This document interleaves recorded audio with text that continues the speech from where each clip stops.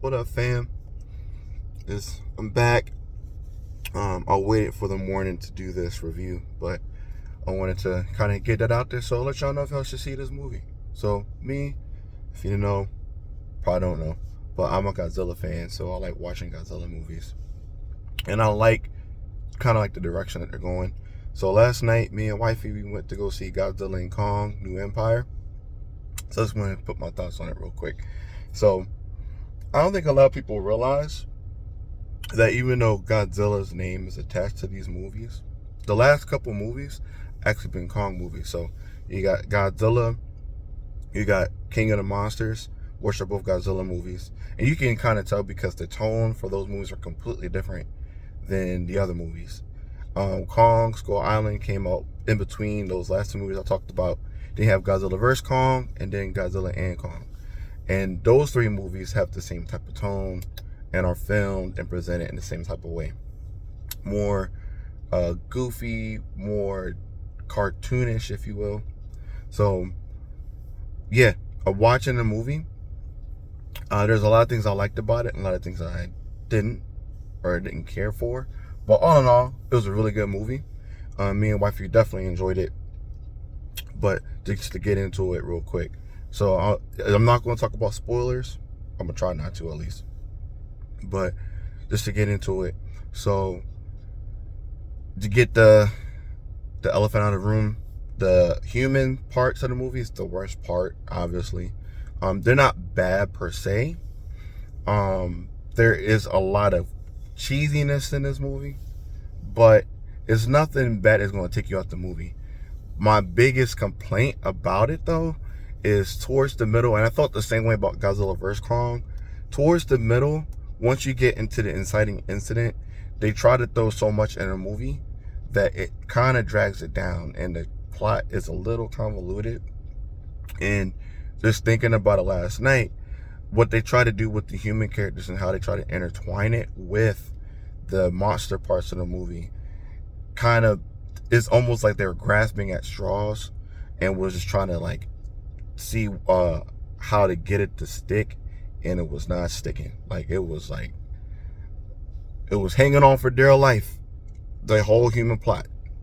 But it ended up working in the end. The best parts of the movie, let me tell you, the best actor in this movie was Kong. So whoever did the mocap for him was A1. He did a phenomenal job. Actually, all the ape creatures, if you will, were phenomenal. Scar King, great. They even put some emotion out of some of the other creatures that weren't apes. So that part of it, and then what they were able to do with Kong's story and how they were able to make it interesting was really good. Godzilla, he's more of like a supporting character in this movie. So I wouldn't say that he was a co-star in the last movie because he wasn't really in it that much, but in this movie he is definitely a co-star. He's only in the movie for mostly the end, and then he has some scenes going up to the end, and most of the scenes going to the end were kind of like the pace breakers of the middle part, which was actually very much needed because, like I said, the middle part was dragging. I will say this, I don't know what kind of timing Godzilla was on, but that boy was on Black Force energy the whole movie. And if you see the movie, you will see what I mean. That boy was going crazy. And I also will say this too, Kong was going crazy too, and he had some really dope ass scenes. Like they did their damnedest to make him seem like a Superman, a Goku, whatever type of hero type character that you want to think of, that was Kong in this movie. And what I mean, like, my man was stuck in it. He was stuck in it. Like, there was a one scene where he gets confronted by some other creature, and my man was just sitting there like, what's good? Throw them hands if you ready. And the other one was not ready. Like, my man Kong was going into, like, they did them really good. The music, man, they try to throw in a lot of like oldish type of music in there, but I mean, the actual music itself it was just mid. It didn't really like elevate the movie in any type of way. I do appreciate the Godzilla movies, the more Godzilla themed movies in that regard. Not because they use a lot of the Godzilla theming, but because it's more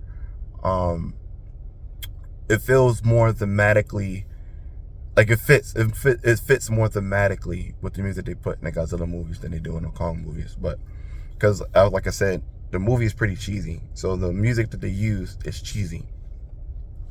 All in all, though, it was a pretty good movie. If you're looking for a movie that is fun, if you're looking for a movie that's going to get you hype, if you're looking for just a good time, you don't want to think about nothing, you just want to go to movies and just be cool, it's a good movie. And definitely try to see it with a crowd. We didn't have a big crowd in our movie theater, but it felt like the people who were there had a good time, but it was kind of like drab. But if you can go with a big crowd, you're going to like this movie.